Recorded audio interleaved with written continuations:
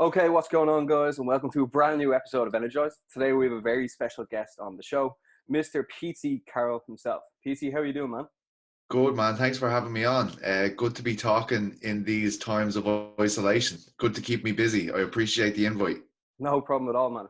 Whereabouts are you based right now? Blanchardstown. Me and my missus tactfully moved home to save for a deposit on a mortgage. Now it looks like we could be locked here for the next few months. So these things happen. But yeah, I'm in Blanch at the moment. The beautiful capital of Dublin, as I like to call it. Yeah, but as we said earlier, we have a duty to be putting out content for people that are sitting home basically looking for stuff to do. Yeah. Yeah, man. But unfortunately, I just hope we aren't boring, you know? Yeah, hopefully not. Hopefully not. Obviously, Ross isn't on the show today. He has work commitments that has to be done because of these times. But he told me to keep the show on the road. But PT, everyone knows you in the world of MMA. PT, how did you get into the MMA scene? My brother was training for a long time in grappling and stuff like that. So he eventually moved on to do MMA, and I was working in a local newspaper, the Gazette paper. So they cover all the different catchment areas. Like they have at my time they had Swords, Malahide, Blanchardstown, Castleknock, Lucan, Dundrum, Dunleary, all these different areas. And basically I was mad into MMA from my brother being into it.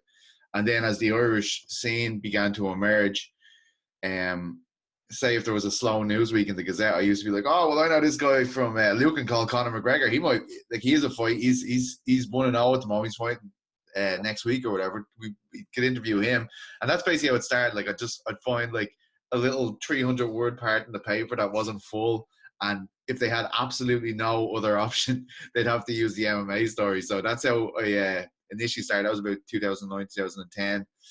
And then eventually then when Conor made his debut and stuff, I graduated onto the Mirror and stuff like that. I managed to convince one of the papers to give it a go. And they were actually the only newspaper in Ireland that covered that debut. Pre-fight, post-fight, of course, everyone covered it after the 50 G's baby thing and everything. But the Mirror were the first paper to give us a chance. And I was literally ringing them every weekend for about a year, going oh, this fight's on this weekend. What about this one? What about this one? And then eventually, when I got the UFC and I convinced them how big of a deal that was, they eventually let me go. So I'm always very grateful for them for doing that. But yeah, that's pretty much how I got into it. I was very lucky to be kind of among those people, the initial kind of Irish surge, and just right place at the right time, I guess. And since then, it's gone from strength to strength. Yeah, well, first of all, that's class. What else was sort of going on around that time when you actually first started riding? Obviously, you said Conor was 1-0, but there was obviously the first wave. They had people obviously Carl Pendred, Paddy Houlihan, Ash Davies. Yeah, they were all. Ash was probably the most established in terms of. She really was at the top of the pool in her division already. She was fighting flyweight at the time, and the problem was that she was fighting flyweight, and the UFC didn't introduce. It was the last weight division the UFC introduced for females. So I mean, that's why when she went to the UFC, she was fighting at a lower weight class at strawweight, and she was just killing herself to make the weight. We never we did see some glimpses of brilliance out of Ashton in the UFC, but we never saw her at her best. I don't think. She was definitely at the top of the heap in terms of she probably had the best international ranking in Ireland, at that time. Yeah. And then even it's funny to say it now, but Conor wasn't even the best featherweight in Ireland then. Owen Roddy was. So I mean, he's the coach now, right? But Roddy was the main featherweight in Ireland, and I always talk about that fight he had with Shannon Gilberty because this was before, say, Cage Warriors champions just went to the UFC. That's commonplace now. We had Pendred who did that. Chris Fields who got a call up to the Ultimate Fighter after winning a belt. Obviously Neil Seery and Conor McGregor, all that went through straight to the UFC after winning a Cage Warriors title. But before that, we were still trying to figure out what we needed to do to get these fighters to the US. And one guy who probably wasn't the best business promoter in the world, but certainly knew how to generate interest and make compelling fights was John Ferguson, a Cage Contender. And these were the best events ever. They used to happen in the National Basketball Arena in Tallaght or up in the King's Hall in Belfast and maybe a few other places. But he used to get all this international talent to come over and fight Irish lads. So he had Shannon Gilgerty, who was a former UFC fighter, come over to fight Owen Roddy. And anyone, if you would have asked internationally who would have won that fight, they would have said Shannon Gilgerty. But we all thought if Roddy won it, he'd get signed to the UFC. He ended up winning it, but he didn't get signed to the UFC. But it's one of those moments where that was when we realized that we're every bit as good as these guys in the US. And only a couple of short years after that, we had Conor making his UFC debut and kind of putting the world on notice with that KO of Marcus Brimage. So it's incredible that just 2 years before that, we didn't know how to get lads in Ireland to the UFC. There was no path there at all. And then 2 years later, this conveyor belt of talent just gets signed to the UFC. It's amazing. Yeah. Was that fight that you're talking about, Owen Roddy, was that the one that was on that documentary with him and Paddy Houlihan? Yeah, the 10,000 hours from the great Severe MMA. That's a big part of the MMA scene here as well. And certainly back then, the way Severe MMA was, we had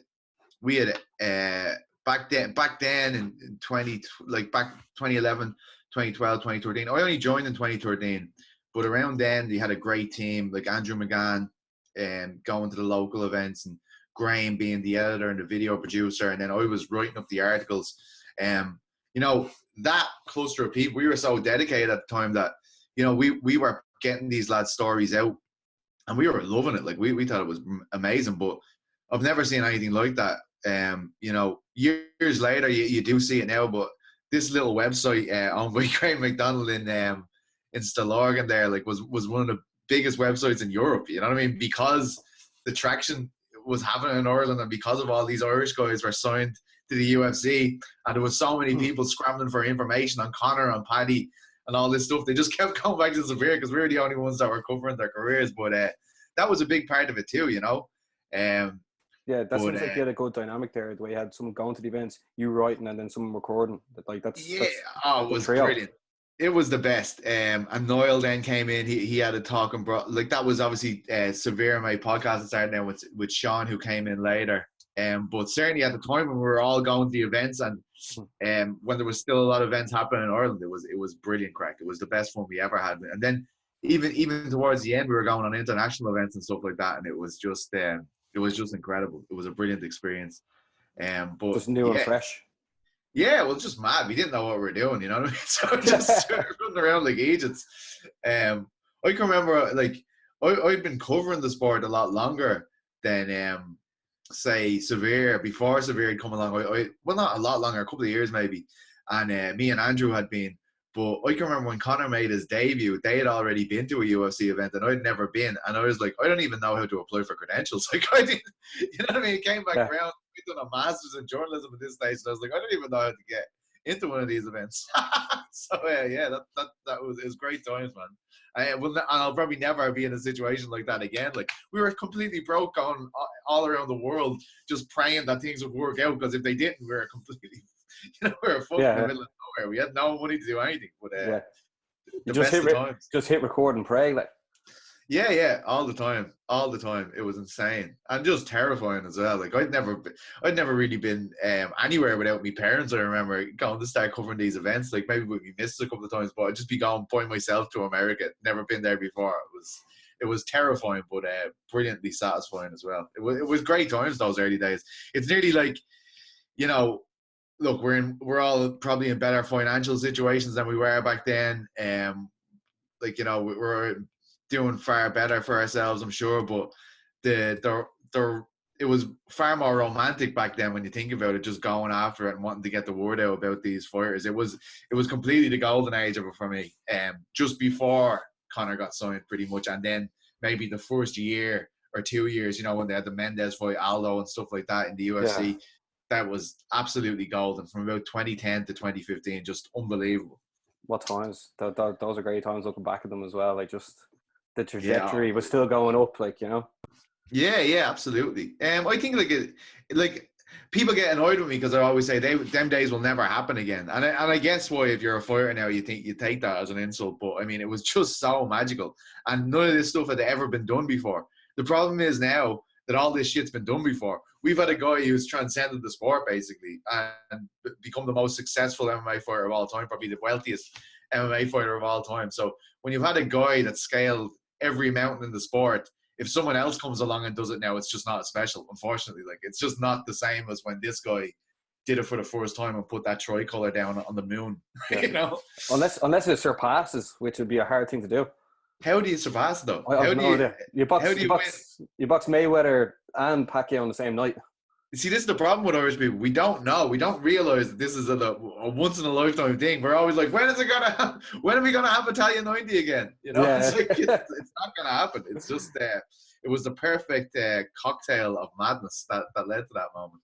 Yeah, so you were obviously in SBG a good bit when it was like a shed almost back in the day. I was never in the shed. I was in like, there was one that I was in before I went to Long Mile Road, I think, or else I was just in the Long Mile one, and then it moved to Concord. I don't know.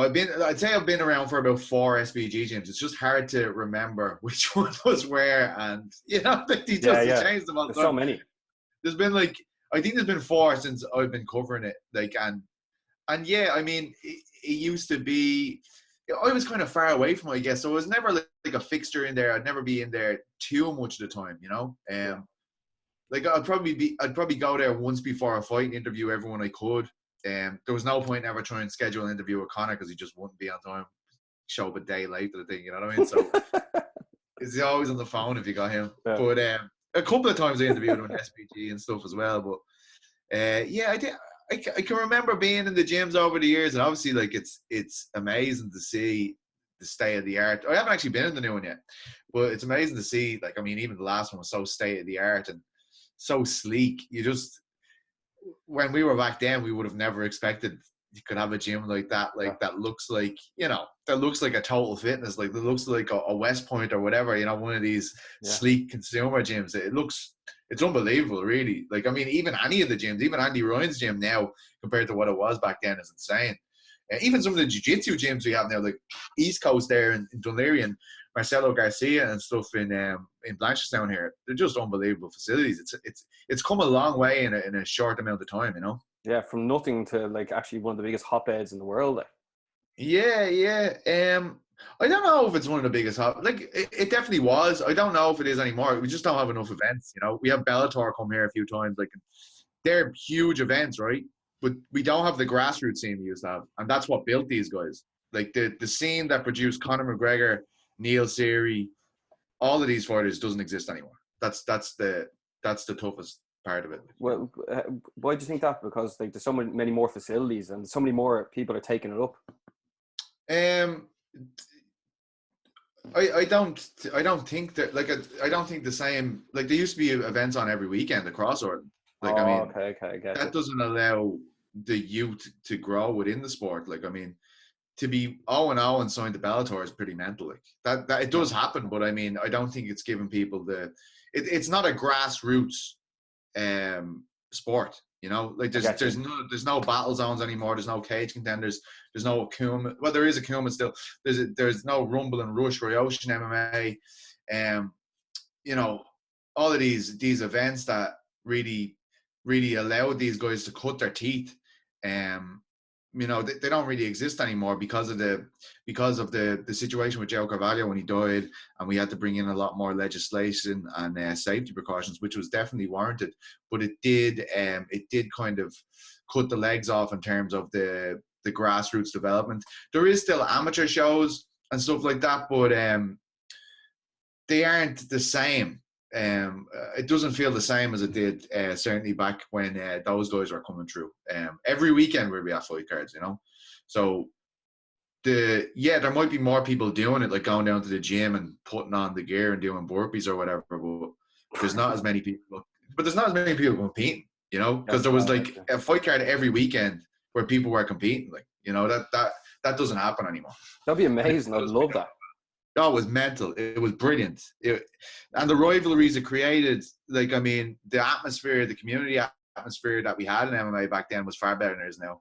Everybody knew each other, you know, and everybody saw each other regularly enough. So, you know, we were always talking to each other, and we'd always be able to sort out any issue or anything like that when we see each other in person. I guess it's just there is no the only kind of coming together of the community we have now is at Bellator and stuff like that, and it's obviously a very big event. Like it's not like going down to the local GA hall and watching a few lads have a fight. Like you're in a 10,000 seat venue. You know what I mean? Yeah, you're probably able to sit down and relax more. Rather Bellator. Well, but you definitely won't have the same restriction. Like there's not like a security wall to get through to talk to these guys afterwards and stuff like that. But look, and it's great that Bellator has brought with a whole new level of professionalism with it in the sport, and the fact that the fighters are getting paid the way they are, that was never happening in my day. So there is positives and negatives to all of this, you know what I mean? But yeah, it's just very different. It's just a very different landscape, I'd say now, you know? Yeah, it's crazy. It's crazy how things have just literally blown up. Like, like I know obviously, like I'm not gonna stick in Conor, but like obviously people want to know what sort of situation like Conor McGregor's facing right now, because like you see them go from obviously 1-0 to now. People are bringing up fights that he might have, like someone like Justin Gaethje. They continuously say his name. Obviously Nate Diaz's fight, that's never really going to go away. But like you have your ear to the ground. What would you where do you see this sort of going? I think it's going to go towards. I don't know anything. Like I mean, I don't really talk to anyone in Conor's circle anymore. Like, I mean, yeah, like I'd say usually before a fight gets booked, you'd probably find out about it. And usually you can tell by, like, what's John saying or what's Roddy saying, like, because you know, well, Conor's told them what he wants, you know, so they're going to pretty much say what he wants. I think the only element the Cerrone fight was missing for me was an element of doubt. I don't think anyone, you know, nobody in the world thought if the good version of Conor McGregor shows up here that Donald Cerrone's going to beat him. I guess the thing that it did show us that he isn't in the place that he was when he fought Habib, because two different men. Yeah, he looked. Look, it's two different fights as well, to be honest. Habib's a way better fighter than Cerrone, but two different guys. I genuinely believe that he definitely put a better foot forward ahead of the Cerrone fight, where, you know, there was the whole thing of like a lot of people in Ireland completely turned their back on Conor after the Habib fight, so something needed to change there, and it did. And look, he steamrolled Cerrone. But the only element of doubt that I just didn't have an element of doubt there. I didn't think he was going to lose that fight, so I want to see him fight someone where I'm like, this guy could beat Conor, like, and there is lots of them people out there at the moment. It's not like the Conor who just bet Eddie Alvarez when you're like, he's going to beat the shit out of anyone they put in front of him right now. Two different divisions as well. Oh, sorry, not Eddie Alvarez. Sorry, Eddie Alvarez, 155. Sorry, I thought you were Aldo. Yeah, I mean, but that was all around the same time. Like, he was the best fighter in the world then when he was doing that stuff, as far as I was concerned. I think he was the best fighter in the world for about 18 months. You know, and I just feel as though it's going to be very hard for him. I mean, I just feel like if he wins this next fight, he would probably go back to that kind of place where we think he's untouchable. But Alvarez, one of the greatest lightweight fighters of all time. He beats him on his first fight up at lightweight in the UFC, or was it his second actually, because he fought Diaz at that time. But Diaz at 170 though. Well, the second fight is at 170, yeah. I mean, that was absolutely unbelievable. After starting Aldo, after all that adversity he came through, like, he just felt unbeatable at that time. I don't think he feels unbeatable anymore. But if he came out and he starts Gaethje, he certainly would. Like, if he beats Gaethje, and Gaethje said it himself, he's like, nobody will argue with him calling for Habib, or nobody will argue with the fact that he gets Habib or Tony, depending on who wins that, if it happens. But nobody would complain if Conor got Habib again after he beat Gaethje. So I think that's a good fight to make. And look, I think if Conor can beat him, absolutely, you know. But you know, there was a time when Gaethje just signed for the UFC when people were like, this guy, imagine this fella fought Conor, just standing in front of me, get killed. And now people are going like, this is a good fight. Yeah. So that will show you where Conor's kind of dropped a little bit in terms of people's perception. That's not to say Gaethje's a savage. I think he's amazing. I love him. He's one of my favorite fighters to watch. But it is a different situation than it once was, you know? Yeah. So that's interesting to me. Do you think Gaethje's a big enough name to put against Conor as well? Because, like, obviously people that are really involved in the MMA scene will definitely know who Gaethje is. But, like, for, your sort of average fan that just tunes in for a Conor McGregor fight, they probably wouldn't even know how to pronounce Gaethje's name. You know? Yeah, that will be funny actually. Now that you mention that RTA and stuff saying on the RTA, Gaethje. Yeah, exactly. Yeah, like these are things people have to think about. You know? Yeah, but like I didn't think Cerrone. Like Cerrone isn't like he's pretty iconic dude, but he's not like like the fact that what sold that last fight was Conor coming back. I didn't think Cerrone was even a factor in it, to be honest. Like even when we're in Vegas, and I was like, it's like we were at the press conference. And it's like he's like the fifth thing we get to, like, you know. It's like we have to talk about Conor, talk about his comeback, talk about, you know, like there was so much stuff, all the stuff that was in the media at the time, the New York Times article, all that stuff. Has he changed? Has the camp changed? Oh, and what do you think of that Goyer fight? You know, like that was like the last thing. People were like, it didn't even matter. Of course, he does have a bigger name, but if anything, that showed me that the whole thing can just be about Conor. It doesn't need a world title. It can just all be about him. And look, it's not the same amount of views as like the Khabib fight got. It's the biggest MMA fight that was ever watched. I think it was 2 point something million, whatever it was. But it was big in terms of, I can remember when the ESPN deal was signed, everybody was saying we're never going to see a pay-per-view like Khabib and Conor again. They're never going to break 1 million. So the word in the street from insiders was that Nate Diaz and Jorge Masvidal, which was hoped to be the biggest fight they could put on before Conor came back, that only did 600,000 boys. But Conor blew that out of the water when he came back and did over 1 million. They never thought they were going to do over 1 million on that, with that platform, with ESPN, because it's like behind a paywall. So it's like having a subscription to Netflix and then paying 70 quid for The Irishman. You know what I mean? Like that's the situation they have with pay-per-views there. So they never thought they could do that. Conor did that when he fought Cerrone. So I think it doesn't matter. It doesn't matter who he fights next. He just needs to win. It matters in terms of he needs to fight someone that will be a stepping stone towards a title, and he needs to fight someone who people legitimately believe can beat him. I think Gaethje can beat him, but I'd probably, to be honest, I did probably before he fought Cerrone, I would have went for Gaethje, but now after the Cerrone fight, I probably have to say I go for Conor. You know? Yeah. Sure, he blew it out of the water. Like when you're looking at the Conor's team right now, like before when it was going into the Khabib fight, you saying he was drinking and stuff, and everyone was on his watch. Do you think it seems like there's a bit of friction in that team as well, to be honest, and the way obviously the Irish scene, like it doesn't seem like they're all getting along together. I mean, his team, I don't think so. I think it's all right. Like Roddy and John, like they all seem to be together. The only kind of schisms we saw were with Fields and Tom King and Paddy and people like that who aren't necessarily in Conor's camp, you know? Like they're all friends with Conor, but they aren't in that team that gets him ready for fights and stuff like that. So, I feel like I don't think it's in a bad situation. I felt it was in an awful situation at the Khabib fight. Like, I mean, like a lot of people in that camp kind of got angry with me for blatantly saying, like, he's at the press conference drinking, lads. This lad's fighting in 2 weeks. Yeah. That happened. Like, I mean, like, I'm an idiot media member if I'm not saying, like, it's not a good thing for an athlete to be drinking 2 weeks before the biggest fight of his life. Like, that was definitely the stupidest shit I've ever seen in my life. Like, I mean, who was in control there? That's when I was like, there's something wrong in the camp, because anyone else's coach would be like, oh yeah, don't drink, you know? And they go, oh yeah, that's not a good idea.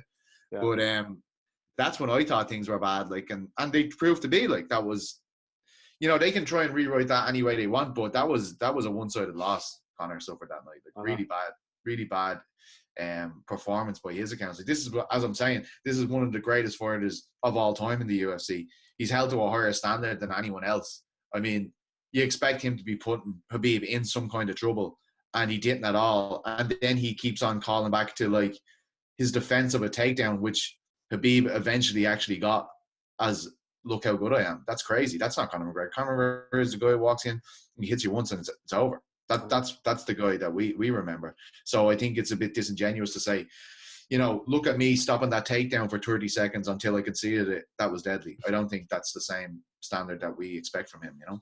I know, yes. That's obviously because we've seen what he's done.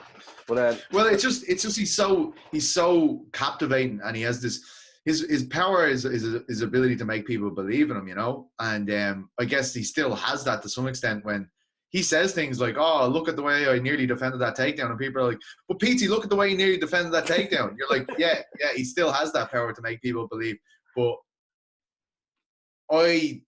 I don't feel it's the same as it was at the height of his power. And of course, it couldn't be. He was like a magician then. You know, it was unbelievable. Like nothing we've ever seen before. He still is absolutely an anomaly in the fight game, but it's just not the same as it was back then. And it probably couldn't be when you've earned over $100 million and, you know, you're basically the best thing since Jesus for, 5 years of your life. Yeah. But it is great. Like what he gave us was amazing, and then what he's actually given the MMA community now. Obviously, Bellator and all coming over to Dublin, coming over to Ireland. It's he's given loads of people a world platform, really. Yeah, I don't think any of it can happen without Conor. But as much as he helped it, he obviously did stifle the growth of MMA a good bit as well with his behavior as well. It can't be said. Like, I mean, look, we wouldn't be even at this party if it wasn't for Conor. But sometimes it felt like we're at the party and someone took the box of beer away. You know what I mean? Like that's the way it feels. But like, I mean, geez, I've lost lots of contracts due to how he's behaved. I've lost contracts in Ireland, stuff like that. It happens. Like, I mean, I don't care. I'm in a good situation now. I want to be with MMA fighting forever, and now I'm here, and it's great. But to just say it's all been like sunshine and roses isn't being accurate. I don't think. Yeah, that's one thing I want to get into about you getting into MMA fighting. Obviously, loads of people these days, more and more people are like want to get into the MMA media scene. How did that come about? Well, I have a master's in journalism. I worked at papers since I was 19. And I just had an interest in MMA. So I did this for free, basically, for 7 years, probably 7, 8 years, or maybe I got about, a few, like maybe 40 quid an article off the Mirror, and say 5 weeks you earn a few quid. And then from there, Severe MMA. So we were writing for Severe. Obviously, like we weren't getting a lot of money in at the time. And so I remember Vice Sports reached out to, so I was working for like the Mirror, Severe, and one of the other papers, the Examiner maybe at the time. And you're making, if you earned 100 quid a week, then it would have been like, wow, this is incredible. Yeah. So then, so Fightland Voice reached out to Severe MMA. Or like, oh, who is your writer? We want them to write something for this UFC Dublin card in 2014. So I was like, yeah, that's great. I'll do that. So then that became a paid gig. They liked me. They kept me on. And Jesus, I'm trying to remember where I went. From there, I think I started working with News Talk that was specifically about Irish MMA. I went to Daily Mail. From there, I went to Sherdog. I even did an article for MMA Junkie. I think the month later, I was signed for MMA Fighting. So it's just, it's absolute, a passion thing. Like, I mean, it would have never happened unless I was genuinely into it. And look, like, I mean, I had some big breakthrough moments as well. I was the first person to feature MMA regularly in a national paper. In Ireland, the first with a regional column in the sport, and then I'm the first full-time worker hired to one of these major publications, and it's brilliant. But I mean, it's nothing's guaranteed in this. This could all go away tomorrow. In this current climate, in the coronavirus situation, like, I mean, that's more prevalent than ever, I feel. Yeah. And you see people getting laid off all the time. Like, it's a huge risk. There's absolutely no security in it. Like, I've had times where, not with MMA fighting, before I was there, before I had a contract, like, where everyone just says, oh no, we don't want anything anymore. Like, in the same week, I lost Voice, Fightland, News Talk, and something else. I can't remember, but that was probably worth about 1,500 quid a month to me. And so it's gone. So your whole income's gone. So it's really a dicey thing to get involved in. It is. Yeah. I had a job for a long time that basically supported it all. And then in the Christmas of 2014, McGregor rang me and asked me to write his book. So to be like to ghostwrite his book.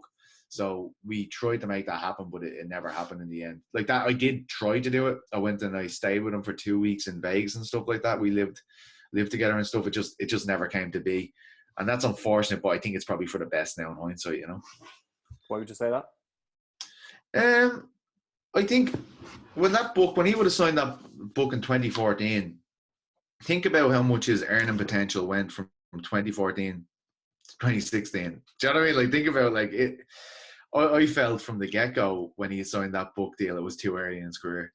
You know, like the story hadn't even been written yet. He was only on chapter 1, really. Yeah. Yeah, and then like that happens, and then like he probably signed. Like I can only imagine. I'm not privy to any of the details, but I'd imagine like, you know, he signed in whatever March 2014. He's like, this is loads of money. And probably by September 2014, he's like, "What?" You know what I mean? So like, renegotiate. I think it became a burden. You know, as in like, Jesus, this really worth that much, and it's so time consuming. So it never happened in the end, and I have no ill will about it at all. To be honest, I'm quite happy. I don't have to write a book yet, to be honest. Who knows? You could do it once he retires. Yeah, I don't know. Yeah, I don't know if Conor is like the type of guy that can even sit down for that long and do things like that. He's a live wire. He's always on the go. Yeah, it must be mad for him. Like just people constantly message him, just constantly at him. Although he's doing great things right now, putting out the videos about the coronavirus, telling people like about talking about shutting down the country and stuff. Yeah, I think there's been a fairly mixed reaction to that. Would you say no? I don't know. I didn't really read into it. I just watched it and took my own opinion on it. Oh yeah. I think it's great because I mean when you're going around the areas and stuff, you're seeing a lot of young fellas still hanging around. I don't know where are you living? I'm living in Raheny now. Right. I don't know if you have it, but there's a load of gangs of young fellas hanging around here, and he's the type of guy that, like, if he's saying it, that will have a big impact on them. You know, I just think a lot of people had you know, they're like, who's this guy telling me how to live my life considering the way he's been over the last year? They had a lot of that as well, and calling it his nation and stuff like that. It's mad because, look, at one stage he was the guy we raised up as the Irish identity. This is what we all wanted to be, but because of things that have happened after that, it's no longer like that. Like, I mean, we'd be lying if we said it was the same way as it was in 2015 when he was winning those world titles. When the public perception and sentiment was sky high. I think this kind of stuff is helping him get back on good terms with Irish people. I think he's aware of that too, though. I don't think he's unaware of that. It's definitely his PR team. No, like, yeah, it is. Like, and look, it's like he's doing good things, so that shouldn't be criticized at all. Like, I mean, when you become a brand like McGregor, I mean, every single thing you do is measured and considered, I'm sure, by a whole team of people in public relations. But yeah, I thought there was still a mixed reaction. But I feel like when he's saying things like he's going to donate €1 million, I think you can't criticize that at all. Like, I mean, that's great stuff. That was more of my point. What I was leaning on. Oh, the donation. Yeah, stuff like like just what he's doing, like giving €1 million. Yeah, that's brilliant. I hope he does it. Like, I mean, you see, I got hung on this situation before with Conor, where I was on radio talking how great it was that he donated all this stuff, houses to the homeless, and then 2 weeks later they bring me back on because it was discovered he earned $3 million from selling those houses. So yeah, it's brilliant. If he does it, it's brilliant. Absolutely. So I don't want to get myself tongue tied again. Yeah. You know? Well, that's obviously why we wanted you on the show, because you'd know more than us. You know what I mean? You would have. Yeah. Oh no. Like, I mean, it's brilliant. I mean, I think once like anyone donating that amount of money is absolutely fantastic. I think I do agree with you that this is helping him get back on good terms with the Irish people, and I do feel like he needs to do that. Like, I mean, he criticised me for I went around the street and I just asked 10 people ahead of his last fight what they thought of Conor McGregor, and I know Conor a long time, and he was very upset about it. He did an interview with Sean Sheehan about it, saying, you know, that wasn't accurate, that everyone in Ireland loved them. But as he actually got closer to the fight, he did acknowledge it. He acknowledged the fact that, you know, the Irish people are holding him accountable, and they still have. And I think he did a great job of getting a lot of people back on side with the Cerrone win, but there's still work to be done, and this could be the thing that really helps him. I've noticed even people reaching out to me that, you know, were sick of the guy, even even after the Cerrone thing, they're going, look, this is brilliant. So hopefully it continues, and hopefully he can get back to a good front with the people, because that does have an impact on MMA as well and how it's seen in Ireland. You know, he is the guy that everyone immediately thinks of when they think of MMA. Yeah. You know, they don't think of anyone else. Like, if you're in the sport, of course you do, so many different points of reference, but he is the guy for the normal Joe Soap on the street. When they think about MMA, they think about Conor McGregor. And unfortunately, that goes back to what has he done lately? And this is a great thing that he's doing lately. So hopefully that will help. The rising tide will lift all ships, as they say. Yeah, and hopefully he stays on this path. It benefits everyone. Yeah, absolutely. Like, I mean, that's the one thing that I don't think people understand. We want him to do well. We were the people going, this guy is the great, you know, like, this guy is unbelievable. So we're the ones that blew up in our faces when everything started going wrong. Yeah. So we just wanted to be right, but having been the guys going, no, he's a great guy, and having it blown up in our faces before, we just have to be a bit cautious. He can't just go like, this is amazing every time he does anything, you know. It's just because, believe me, the shards are still in my face, my friends. Yeah, and then even on the other hand, you have Katie Taylor, who's just almost like the opposite. Yeah, it's just what a woman. Can't get the media attention, you know. Yeah. She can't get media attention, basically. Have you seen her documentary, by the way? Yeah. Unbelievable. I couldn't believe how good it was, actually. Yeah. I just never thought she would be able to show that side of herself. To be honest, Same here. I never thought you'd be able to learn that much from her. And even stuff, I'm not religious or anything like that, but that scene where she's praying before she goes out for, I think it might have been her first professional fight, or maybe a world title fight, in professional boxing, was really, really terrifying. Like, I mean, it was gripping, you know. It was like, holy shit, like, I can't even breathe watching this. Absolutely unbelievable documentary. Yeah. And I think the best sign of a documentary is how much can you learn from someone, like, learn about someone from it. And I knew nothing about Katie Taylor basically going into that, apart from she was religious. I know loads about her, you know. It was absolutely brilliant. And even the way how it dealt with the stuff with her dad and all, I thought that was, I didn't even expect it to do that, to be honest. Did you? I didn't think it was going to do that. PT, I was blown away by it. Like, it was it was brilliant, wasn't it? It was absolutely amazing. It was absolutely amazing. But like, obviously we're talking about Conor. He's made it to the top. Who in the Irish MMA scene should people be looking out for? Paul Hughes and Ian Gary are the two names that jumped to mind straight away. I've been here in this situation way too many times where I'm like, this guy's the next guy, and it puts an absolutely insane amount of pressure on the fighter, first of all, who's only making their first steps in the game. Yeah. And people tend to get carried away with it. Now, it's already happened with both those guys. They have willingly thrown themselves into the fray. They want to be considered the next guy. But as much as I'd say these are two of the best I've ever seen as early pros, without a doubt, two of the best I've ever seen early pros. That goes right back to McGregor, everyone. I have to agree with you there, Pete. That's the thing. I've seen it all go wrong. I've seen it all go wrong before. Like, I mean, I don't want to name names or whatever, but I've seen guys that I thought were perfect. And like, this can't go wrong. He's going to be amazing. He's going right to the UFC.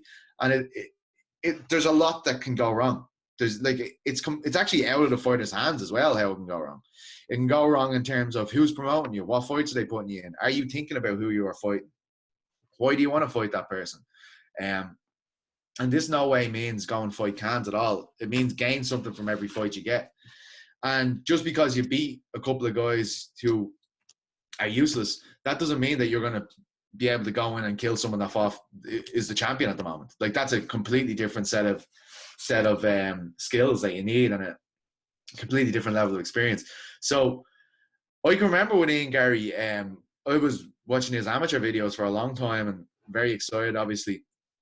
And then I sent the video to some other media members and I said, keep this on the down low, but this guy's going to be insane. And a week later, it was like, blah, blah, blah, blah, blah, over Twitter. So I was like, oh, well, there that goes. So I think he's absolutely capable. Him and Paul are absolutely capable of doing anything they want in the sport. But it's a long way to go. And it's a lot of bullshit that you need to negotiate to get from where they are now to title conversations in the UFC.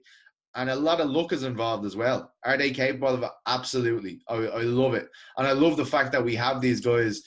And to be honest, like, the thing with Bellator is, right, they're signed to Bellator, and that's that. Like, you don't go anywhere then. You just you're signed to Bellator, and it's very hard for me to understand how you go from, say, how do you go from where Kiefer Crosby is to where Peter Queally is? How do you do that? Because what do you mean by that? Well, Kiefer's an undefeated guy. Well, he has that one loss. We all know it's not a real loss. Yeah. How does he go from fighting these guys I've never heard of to fighting people I know? That's definitely one thing. It's the scale of. That's the problem with me for a lot of the Bellator fights. I don't know what winning means. If he wins that fight, where's he going? Is he going to fight another guy I've never heard of? All right, that's not exciting. I know. That's definitely, like, if you look at Cage Warriors, like Graham Bowen seems to be looking after the two lads there like brilliantly, and like Ian has been. But you're there, like, here's the thing with Cage Warriors that makes it exciting. At some point in the next year, those two lads are going to be fucked into the wolves, and then we're going to see them fighting. Like, we are not going to see these lads eased into anything. Yeah. Like, they'll give them favorable matchups when they're at this stage in their career, which Ian Dean absolutely should, the best matchmaker in the world as far as I'm concerned. He's prime 95 fighters for the UFC. Like, I mean, that's a guy who knows what he's doing. So, but I know, and Ian Gary knows, and Paul Hughes knows, at some stage they're going to get a name and they're going to be like, fuck that. I don't know. Like, I don't know when that happens with some of the guys on Bellator. Like, when does it go from prospect status to championship contender status? I think they need to make something there that bridges that gap a bit. Like, they don't like the idea of European titles. I personally do, because it just feels like a mismatch of fights happening in Europe. It doesn't feel like it does. We said that last time at the last Bellator Dublin. It just sort of seems like, where did they go? Like obviously Kiefer's like fighting in the Kiefer Crosby division almost, because he's fighting at like 160, I think, he did last time. And then the time before that was 165. Like,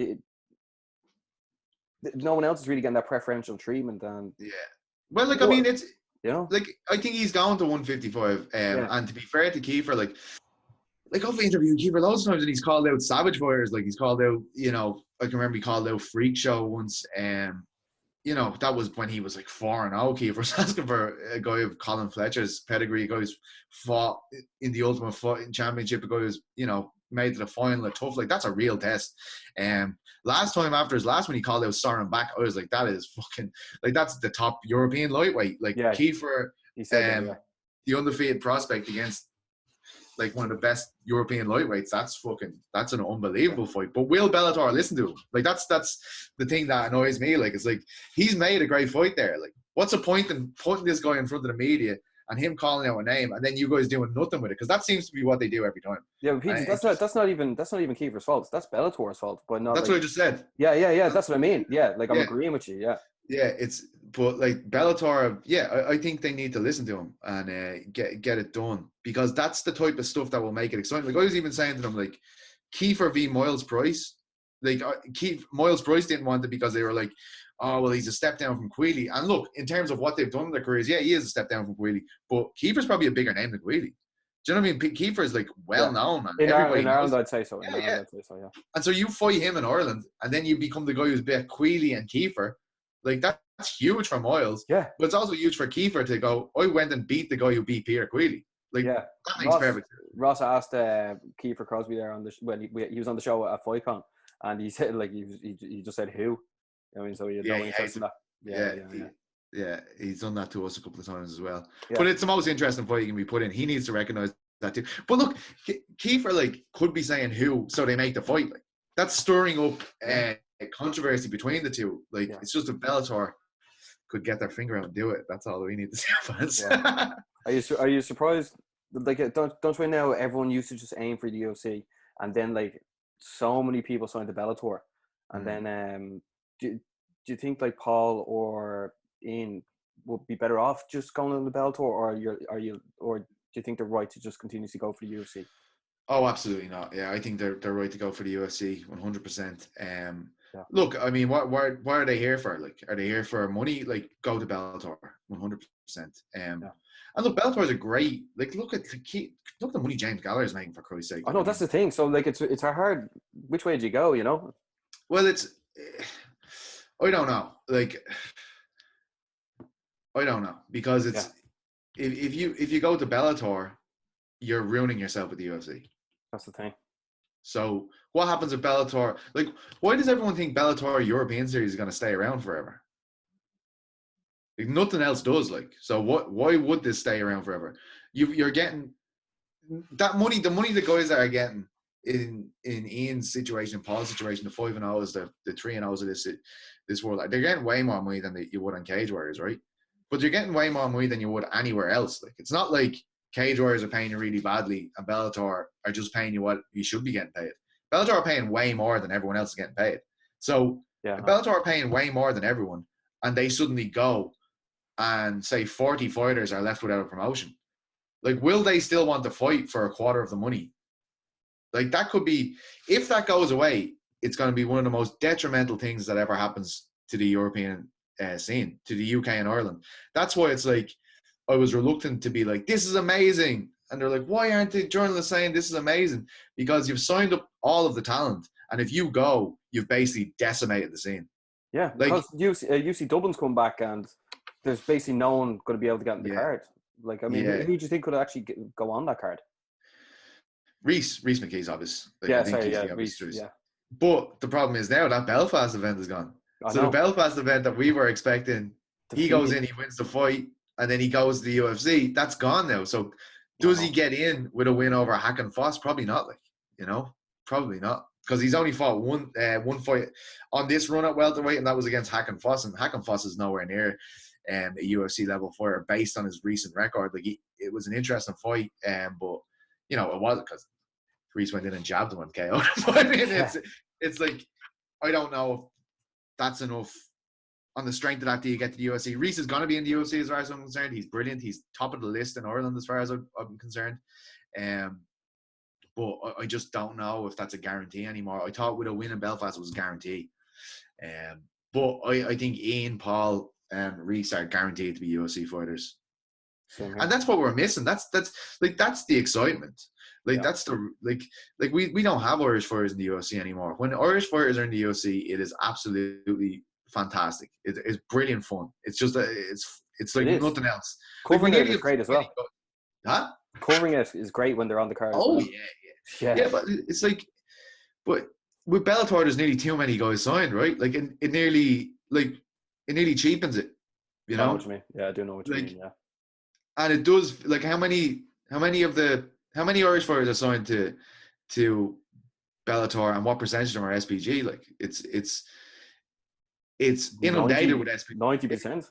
I'd say more. It's inundated with SPG fighters, and that kind of makes it feel like if you're just in SPG, you'll get to Bellator. So I don't know if people see it as maybe the thing it was when James signed for them. You know what I mean? Like he was one of not so many, and now it's like he's one of 50 or something. Yeah. But it's still a very different circumstance that he's in than guys who are just signing for Bellator. I know James. He is something different. There's star quality without a doubt. But obviously UFC is coming back to Dublin, and like the headline card is Darren Till against Robert Whittaker. First of all, what a fucking headliner, man! Is it booked yet? It's not confirmed, is it? It is. Oh, is it? Yeah. Yeah, they have it on the website and everything. Oh, do they? Oh, yeah. Brilliant. I thought it was just in the works. I didn't know they officially announced it. But it's unbelievable. But in this situation, I'm a bit weird about it. I just don't know if it's gonna actually happen. Yeah, I know. Did you see the video Darren Till sent Adesanya saying, "I'm coming for you," going nuts? Yeah, I mean, we had Darren on the show a couple of weeks back. I don't know if them two are messing with us. I really don't. I don't have a breeze I think they get on really well, to be honest, Barry. I'd say so as well. By the way, your show, Noel McGrath, is absolutely brilliant as well. I love tuning into that. That fight still isn't official, do you know? Isn't it? No. So ESPN just put that out. They put it out that it's in the works. That doesn't mean it's actually happening. Well, you have the ear to the ground, so you know 100%. I thought that was agreed. I don't think it is, man. So. Yeah, no, it's not. Oh, well, that's disappointing. Well, no, I think if ESPN are reporting that, they are in the works for that. It means it's happening. It's also a tactic they use to put pressure on people. And if you've listened to Darren Till talking now, he's always suggesting that he wants more money. So I wouldn't be surprised if this was some type of negotiation tactic. But if that fight happens, it's unbelievable. Yeah. It just makes me a bit weird about Whittaker there, because Whittaker has suffered a lot of injuries. That's the thing, yeah. He's pulled out a few times. And it's like, oh man, can we actually, like, imagine having that fight pulled on you at the last second. We like Duffy and Poirier all over again. Oh, don't even say that. Don't even say that. I know, it was horrendous. But it did give way to some very quotable Paddy Hoolan moments. So, I mean, we got some good out of it in the end. Before we wrap things up, because I've taken a lot of your Saturday morning off you, UFC 249, Khabib versus Tony Ferguson. Dana is saying it's still going on. What are your thoughts on that? And who do you think will win? I pick Khabib every time, but I don't know what Dana is doing. To be honest, it looks bad. He's acting like Khabib and Tony is the cure for coronavirus. Like, I mean, and he's talking about coronavirus like it's a terrorist. Like, this isn't gonna this isn't gonna change the way I live. It has to. Like, the nature of this virus is that it has to change how you live. And look, I think it's worse that it's the UFC, because it's like they're the one that everyone just bases the sport off, right? When you think of MMA, UFC, most people in America actually don't even know MMA is a sport. They just think UFC is the sport. Oh, no, yeah. So when you have every other sport pulling all their events and saying this isn't safe for our athletes, but Dana White going, no, our athletes, fuck them, like let them see what happens. I don't think it looks good. It's also like, I don't know, like, if I completely disagree with him though as well. I feel like a hypocrite when I talk about this, because MMA has never been a mainstream sport. It's got very close to being a mainstream sport, and I think MMA needs to exist in the grey area between mainstream and not so mainstream. And if this virus hasn't given them the perfect opportunity to, like, basically command the attention of everyone, because all these other sports are called off, if they can somehow do Khabib and Tony in some weird, like in the middle of the ocean or whatever they're talking about, if they do that, it probably will be viewed by an insane amount of people, right? Like, I mean, that's like from a promoter's point of view, you're not meant to be really responsible. You're known as a shiesty person for the most part, you know. Most people expect you to do the dirtiest shit you can to make money. So why wouldn't he do it, I guess? Yeah, but look at WrestleMania. WrestleMania is still meant to be going on behind closed doors as well. Yeah, I don't know anything about pro wrestling, but yeah. Either do I just know it's coming on. Yeah, I mean, it's interesting. Like, I'd probably watch that. Like, you know, like, I don't even watch pro wrestling, but I'd probably, if that's like on, nothing else is on, I'd probably watch it, like, just to have a cultural standing point on these things. You know what I mean? Like, I mean, it's just like, you're so starved of everything. Like, I'd watch League of Ireland if it was on now. I'd never watch League of Ireland. You know, I'd do awful things for a bit of sport at the moment. John was watching. I saw ESPN posted axe throwing. And I was watching the video of axe throwing. I was trying to go to the class. I'm actually into it now. Yeah. I could get into my shit on this. I'm trying to, like, read loads again, but I mean, the sport thing is just, there's nothing like sport. It's very hard to. It's a great time passer, isn't it? Yeah, I mean, you just have nothing to really get excited for. Like, that's the one thing I find is tough at the moment. Like, it's just going through the motions, really, aren't you? Like, do you think that, like, do you think that happens? I think Dana's gonna make Khabib and Tony happen. Even, like, because it's an ego thing for him now. It's not about who's safe. And I know he doesn't want to break his word. Look. Yeah, that's exactly it. It's not even about people staying alive at this point. He doesn't want people saying he's a lawyer. Look, selfishly, I would love to see it, but like, look. But for like, it sounds weird. For the sake of humanity, I don't think, like, I think they can put it off, make sure they have a better training camp, and then everyone will have something really to look forward to. But I mean, either way, I'm cool with, you know. I'm sure with, like, a lot of people. Yeah, like, I mean, it feels like even with Cage Warriors that went ahead last weekend, right? Yeah, so that the last second they had to move from London to Manchester. Yeah. You know, everything was literally put in the way of that event not happening, and it still happened. And people were up in arms until it happened. And then after, they're like, oh, do you remember the fights? They were great. Like, they don't, it's like it's a fucking storm in a teacup up until it happens. And then it's like, oh, well, let's talk about the fights. Do you know, it's like it just happened. Let's get on with it then. That's what I found with Cage Warriors anyway. You know, that was a good event. Those could have been. Yeah, I mean, you forgot that this was going on for the hours it was on. Like, anyway, you know, like that's what it's kind of like finished, and I was like, oh shit, we're back to this again. So here, look, what percent do you think that's going to UFC 249 is going to go down, and where do you think it's going to be on? Some Indian reservation or something. Like some, I have no idea. Some Indian burial ground. I have no idea what he's gonna do. I'd say I'd give it a 70% chance of going ahead. But the problem is, I think this is gonna get so much worse. Yeah. Like that's the thing, and yeah, it's like 3 weeks away. So yeah, and that's when I think it's gonna. Yeah, it is literally 3 weeks away. And that's when I think it's gonna be horrific. You know, like this is gonna be mental. This is gonna be like nothing we've ever seen before. Yeah. So I don't know if they can.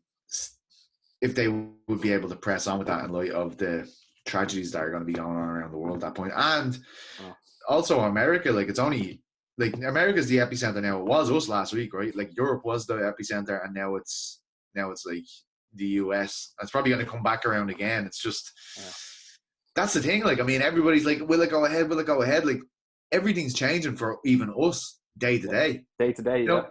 Yeah, like it's a completely different situation we're dealing with now. So it's like, I don't know. Like that's what's gonna call it in the end. How much is Dana White willing to risk the lives of his employees and athletes to put on a show that will satisfy his own ego? I guess I don't know. Probably a lot. Like that's the thing. But here, do you know what? Just before we wrap it up, if it does go down, we're gonna have you back on. And we just absolutely. For none. But PT, for people, I'm sure everyone knows you. How could you forget that face? But for people that don't know you, where can they find you, and what should they look out for you on? You can find me on Twitter at Petesy Carroll, and Instagram. I'm not very good at Instagram though. It's just pictures of my dog mostly. And on MMAfighting.com, where we're trying to do a show every day at the moment, which is great fun for all of us, of course. yeah. And also here, shout out to Noel McGrath as well. He's doing a great job. Oh, shout out to Noel, yeah, and the great Eurobash podcast. We have no idea how it became such a big hit, but we're very happy it did. I'm sure soon everyone will realise how stupid we are and stop listening, but for the moment, it's going strong. It's good crack. Keep it going, keep it growing. Everyone, make sure to like, subscribe, and as always, stay energized. Absolutely. Thanks so much for having me, Baz, and all the best to Russ. I hope he's doing well.